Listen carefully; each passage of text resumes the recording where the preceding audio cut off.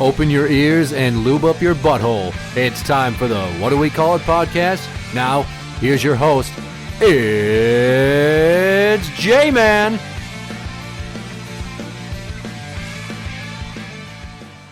Welcome to the What Do We Call It podcast. I'm Jmann. And I'm number one fan, Tim. I would like to share some more stories related to my current job as a social worker. Okay.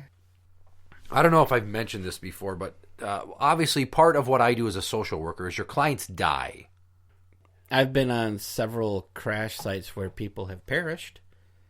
I've had to close roads and whatnot because of it. Yeah, but you weren't like looking in the car like, hey, let's see the expression on your face when you pass. No, the cops never let you get close enough. Those fuckers. It's not fun if you can't see. I am kind of curious, like... Oh, yeah. You want to see. You want to see the dead body. Well, it's the whole train wreck thing. What's funny is some of them were train crashes. You kind of like, oh, what does a dead body look like? You know, I mean, I saw my grandpa's dead body. Don't get me wrong, but what about one that was terribly mangled in a car wreck or hit by a train or something like that? You know, like that poor 13-year-old kid over there by the light rail. I don't know if I'd say poor. Clearly, was tempting fate. It's unfortunate. Yeah, unfortunate is a better word. It's funny that you bring that up because I get wigged out at seeing dead bodies in coffins. I don't know why. They try to make them look somewhat lifelike. And every time I know it's probably never going to happen to me, but every time I'm up next to a casket, I wait for the person to open their eyes and be like it's a fucking joke or something. I don't know. I get really creeped out standing next to dead bodies, so I don't like to go close to them. Yeah, I'd fucking punch Ashton Kutcher right in the goddamn windpipe if he ever did that shit to me. But I can look at mangled bodies all fucking day. Yeah, I remember that website that you took me to a couple, I don't know, it was months or weeks or whatever, but... yes, I believe that's bestgore.com. That's bestgore.com. I can't watch that stuff. Why? Like, I got queasy in the original Predator movie. You've seen that, right? Yeah, when they skin the fucking body and it's hanging there. Well, I didn't really... It wasn't that part so much. The part where Jesse Ventura's body, like, explodes because the fucking thing went through him. And his whole front of his body just, like, bleh. I got a little queasy at that. You got queasy. How do you think he felt? I'm over here. I'm over there. I'm in the trees. I'm on the grass. It's fucking miserable. So, anyway. When I started this job, I'm 45 days in last year. Not even 2 full months into the job. I get a phone call. There was a medical emergency. One of my clients, I had only met this person one fucking time. They were in a van on a way to the doctor's office. Mm-hmm. When they got to the doctor's office, they noticed something was not right with the client. They tried to call their name to get their attention. They didn't move. So then they shook them. They didn't move. They panicked, ran inside, had somebody call for an ambulance. Ambulance shows up, works on this person for like fucking 38 minutes. Now, brain damage starts to occur after 4 minutes of no oxygen to the brain. Yeah, something like that. 38 fucking minutes, give or take a few.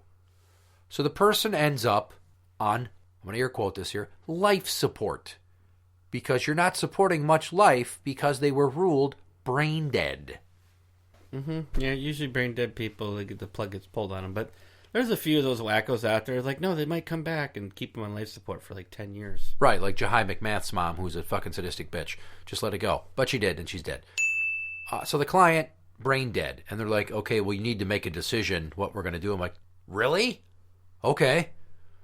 So I had to call this person's sibling and ask them what they wanted me to do. Not that really they had any say in the matter. I had the final call. But I wanted them to know the situation and what was going on. Now, thank fuck they were on board with pulling the plug. They only asked me to keep them on life support an additional 24 hours so that the only child of this client could fly in from out of state, like in the deep south. And they wanted to go and visit the person one more time before the boop, and we unplug them. And they did. And then I went there the next day in person to sign the papers to pull the plug. Okay. Now, they didn't, like, shut it off in front of me or anything like that. But I'm just, like, signing these papers, and there's this weird sense of finality that I had not experienced yet in this line of work. And I thought to myself, I guess I better get used to this shit. Yeah, you might as well. And I signed the papers, and then I felt the need to whisper into their ear. I'm like, I'm sorry that we didn't get to work together more. I'm letting you go in peace. Your family wants this. Now, I don't know if they could fucking really hear me. No. But for peace of mind, I don't know, it was a gesture. I got a little misty-eyed, and then I left. I only made it the one time, and I was kidding. I mean, come on. It was funny, right? Yeah.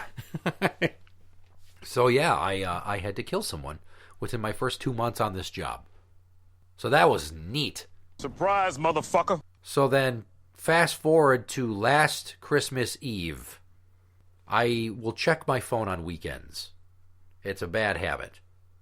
They tell me to stop doing it, but I'm still getting a lot of shit accomplished by checking my phone and answering voicemails and shit on weekends or yeah, if it's emails. Just a quick phone call, why not?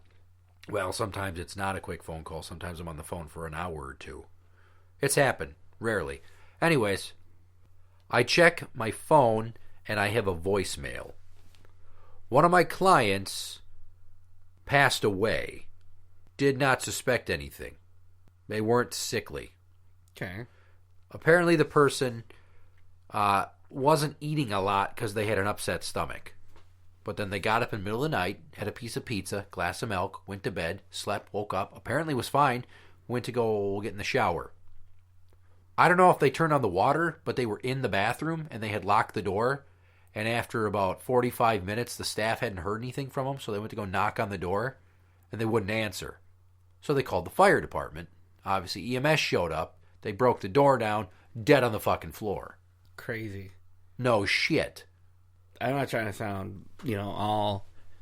Sensitive? You wouldn't want to sound sensitive. Well, no, but I don't want to sound... It's just like, oh my God, it could happen so easily. Just like that, you're dead. Well, maybe, yes. But it could. A few days later, they did an autopsy on this individual. Opened the person up, riddled with cancer. Like, this person's GI tract was so fucked.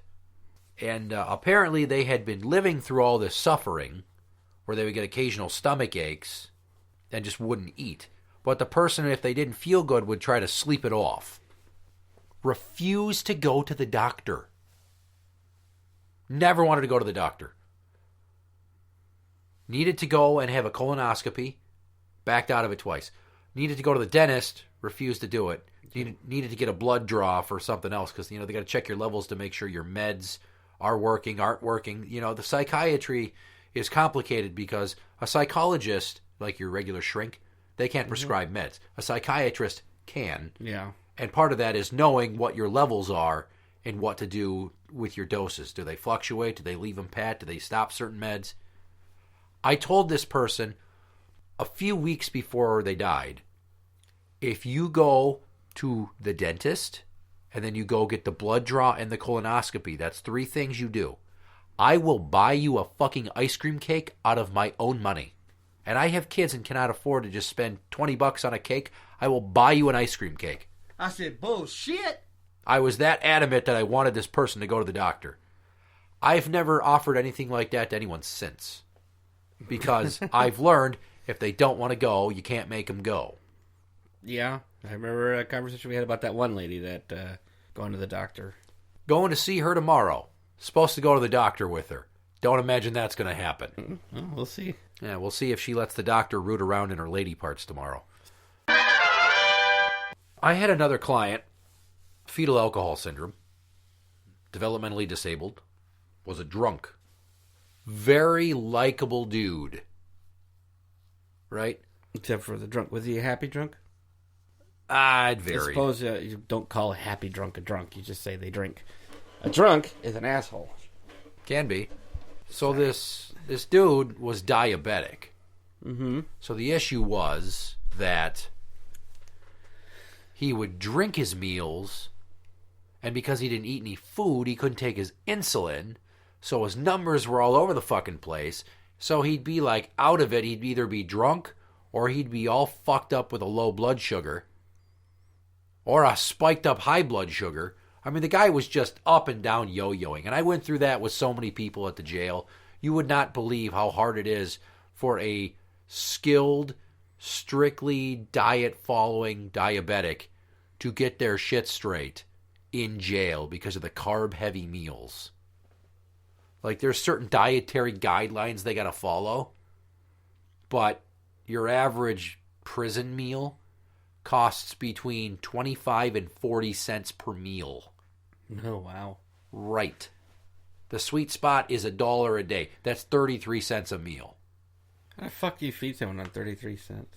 You got a carton of milk, you got a scoop of mixed vegetables, and then like a brownie or a piece of cake or a scoop of mixed fruit, and then your main course.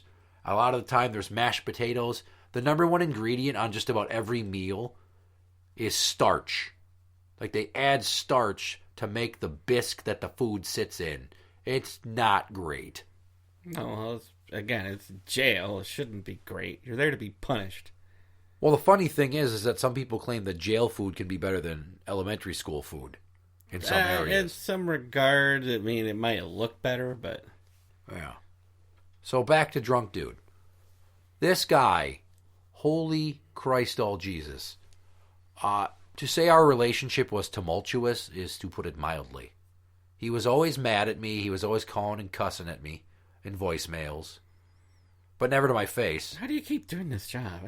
Well, that's what comes with the territory, because these people have mental illnesses, they're developmentally disabled, they're fucking drunk. I couldn't deal with it, though. No, I can't even deal with the shitty drivers on the road sometimes. It's no different than being in the jail and getting verbally abused. The only difference is that my old boss would expect me to take it, not say anything snarky back. My new boss is like, hey, if you got to set him straight, you set him straight. Oh. I can't be like, look, motherfucker, I will throw you down a fucking flight of stairs if you ever talk to me like that again. I will gouge your fucking eye out with my thumb. I swear to God. Yeah. Sorry, those are the kinds of things that I might say if I knew that there was no trouble. Because I honestly will say that shit to people. And I will legitimately want to throw you down a flight of fucking stairs. But I digress. It gets to the point where he kept having to go to the hospital. And I'd have to go there and sit there with him and fucking talk him into these tests and stuff. And he just wanted to go home and sleep it off. Another one of those. So I basically saved his life at one point a year and change ago. It got to be when I went to go see him in around Thanksgiving time. And he says, you take such good care of me and you look out for me, and I know that you only know what's best for me, and sometimes I give you a hard time, but I know that you have kids, but I don't care about that. I would like for you to adopt me. And I was like, fuck did you just say? How old is this person? 53 goddamn years old. And I said, look, I appreciate the offer, but you know I cannot do that. Because what am I going to do? Explain to people that suddenly I've got a black adopted son that's older than me? How's that family photo going to go on the Christmas card? People are like, hey, what the fuck is going on with this guy? Very progressive. Oh, yeah. I'm not just adopting outside of my race. I'm adopting outside of my generation. Yeah. Older. So, yeah, that was around Thanksgiving. Fast forward 3 months later. He's super sick. He can't get out of bed. I had to go there and sweet talk him into going to the hospital. I could have just, not put in an effort, but I fucking made a concerted effort. And I don't have to.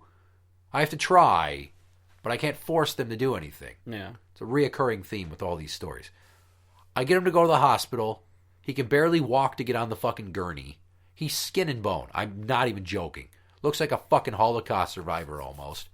We get to the hospital, and his hemoglobin is at 4. It's supposed to be at a 12. Not good. Conversely, his liver enzymes were 20 times where they were supposed to be because he had been partying.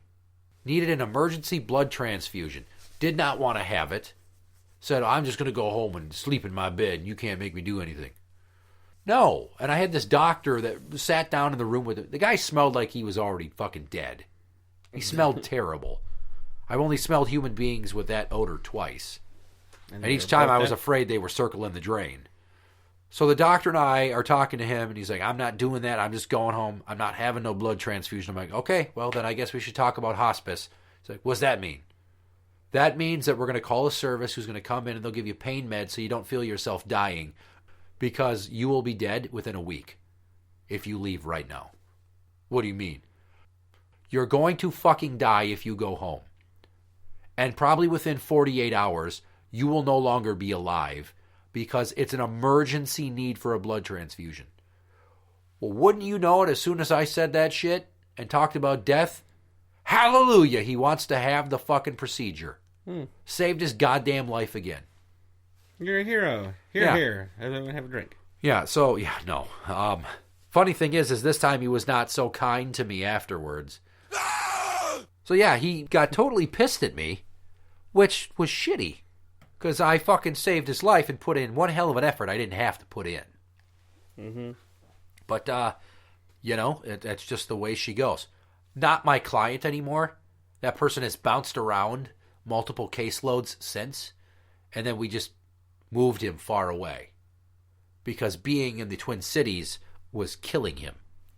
He had friends that would give him booze if he didn't have money for booze, and I went through painstaking lengths to lock down his personal needs money so that he couldn't use it for liquor. Well, he would go fucking panhandle. Be one of those guys standing there with a cardboard sign next to the on-off ramps all around the St. Paul, Minneapolis area, begging for fucking dollars to get drunk. Right. That's why I don't give those people any money. Yeah, so we moved him far, far away. Still alive. Says he's going to sue us. I don't know. It won't go anywhere. Well, so this leads me to the final story of this episode. I recently had a very elderly client. He's pushing 80. It's old, yeah. And he was mad that he went to the store to purchase Christmas gifts, and there wasn't enough money on his debit card, which we control the flow of money to. This is a person that lives in an old folks' home that, to get in there, we had to agree to pay out of pocket for a year and then try to get on the government teat for something called elder waiver. They assist with paying for your rent to keep you in a facility like that, and then you go from being on private insurance to MA. A lot of old people that are in nursing homes are on MA and elder waiver or alternative care and shit like that. Well, that nursing home shit's fucking expensive. It's like $3,000 a month. Well, it varies. I mean, where he lives, he's paying almost $6,000 a month just for an efficiency apartment, assisted living level. Well, yeah, something like that's more expensive. But I mean, your standard nursing home, 2 people to a room, Yeah. community meals, shit like that. Those are like $3,000 a month. It's crazy. So the guy calls me, and he's losing his shit. What's going on with my money? You're always taking my money. I'm like, I'm not taking your money. We have been through this numerous times. I don't take your money and put it in my pocket. We don't take your money and spend it on us. The county pays for us to manage your case. You spent all your money. We paid your bills. Well, I don't know what bills you're paying. Your rent, your insurance, your medical bills from when you tinker with your fucking catheter too much and have to go to the hospital in a goddamn ambulance of all things to get it reinserted and fixed. Yeah, fucking catheters are a mess, dude. So this guy's got dementia, and he tells me, well, I have this list of Christmas presents I was going to buy, but I couldn't do it, and I need $125. I'm like, what the hell do you need $125 to buy? Presents. For who? Friends. Why you got to ask me that? Because you don't have any friends. You sit in your apartment all the time. You say you don't want to associate with the other fogies at the Wrinkle Ranch because they're too old for your liking. You don't have anything in common with them. I want a 20-year-old college chick. No, he wants people that are like in their late 60s and early 70s as opposed to their mid 80s and 90s. Well, that makes sense. He has fucking dementia. He doesn't really know what these people's ages are. And he's not reasoning properly. Yeah. He gets super pissed at me for asking that. If I want to buy Christmas presents, I'll buy Christmas presents. I'm like, but you don't have any friends. Can you name anybody that you're friends with? Because I've known you for over a year now. You've never said, my friend, insert name here. When I first met you, you were in a different facility, and there was some guy I thought was your friend, and you just said, oh, he's an old military type, and he just goes in people's rooms and talks to them whether they want him to or not. Well, that's not a fucking friend. That's a pest. An associate. I mean, it's borderline having a stalker. Acquaintance. And now he doesn't go anywhere because his church will come to that building twice a month and have liturgy in a small chapel. He won't talk to his family. Says they're trying to rip him off. I have found no evidence of this. And he doesn't have any fucking money anymore anyway. So now he's at the point where I'm about to get him on the feed bag, and I haven't said you're flat broke yet because he's going to lose his shit if I tell him that. And he's like, well, I need this money. I have this bill for $125 at Target. I'm like, whoa. What do you mean you have a bill? Did you open a fucking red card account? Did you get a credit card? Because you can't do that. You're under a conservatorship. You don't have legal power of contract. We control your money. Why? Because of the dementia. Oh, again with the dementia. What is dementia? What does that even mean? I've had the same conversations with this guy almost monthly.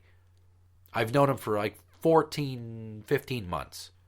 I cannot tell you how many times we've had the same conversations about how he ended up where he is now, how he ended up being diagnosed with dementia, why I don't think his family's ripping him off, where all his money has gone. It's fucking ridiculous. Oh my God. Sometimes I just think, please die in your sleep. Please. I don't have to come fucking talk to you anymore. Every time I go see him, he's a complainer. So we get past the point where he didn't open a credit card. He wanted to buy $10 or $11 per box chocolates for people at church who he couldn't even name, and it was going to add up to $125. And when he asked to buy them at the register, he didn't have enough money on the card. It got declined. So he was piffed. But then we went back to, well, I need you to give me money. And then I'm like, is there a staff there with you? Can you hand them the phone, please? And he does. And I'm talking to this person that has a very thick African accent. And they're trying to tell him, like, you don't have the money to buy the chocolates. If you buy the chocolate money, you won't have money for all the things you need, like your shampoo and this and that and the other. and he's like, oh, well, okay then. I think it's a done deal. Later on that same day, I get a phone call. Can you come see him? Why? Well, he's threatening to go stand outside in the cold and he won't come back inside. Yeah, okay, I'll come see him. I'm doing something else right now. I can be there around 3:15. I get there and I find out it wasn't that he was outside in the cold refusing to come in. That motherfucker walked within 10 feet of the busy road he lives off of, and he had told staff, I can't even get money to buy presents for people. I don't want to live like this. I'm going to go walk off into traffic and get hit by a car. I'll be better off dead. I find that out after the fact, so I go there to chew him a new asshole. I'm like, what is this shit that I hear you were threatening to walk off into traffic? What's that any matter to you? I can do whatever I want to do. If I want to walk off into traffic and get hit and die, then I'll do that. It's my life. All right. It's your life. You're calling the shots, boss. Beep, boop, bop, boop, boop, beep, boop, boop. Hi, 911. I've got a semi-suicidal ideation having elderly gentleman with dementia. Can you come pick him up and take him in for a psych eval? And they came, and they talked to him. You would not believe how much less piss and vinegar he had once the badges showed up and said, we need you to come with us. Strapped him to a gurney, took him to the hospital. Yeah, I'd fucking A. But that's the type of shit that I deal with all the fucking time. I couldn't do it. And that's just 4 stories. I have hundreds of stories like that. I've been working in this field for around 20 months. And every month will yield probably 10 to 20 stories. I don't have stories like that, no. And it's like the stuff that we joke about at work. It's like half the time I can't remember what the details were, so it's not even worth telling the story. Interact with the show on Twitter at What Do We Call It? That is at What Do We Call It? You can find us on Facebook at facebook.com/group/What Do We Call It podcast show. For the What Do We Call It podcast, I'm Jmann. And I'm number 1 fan Tim. And that's the end.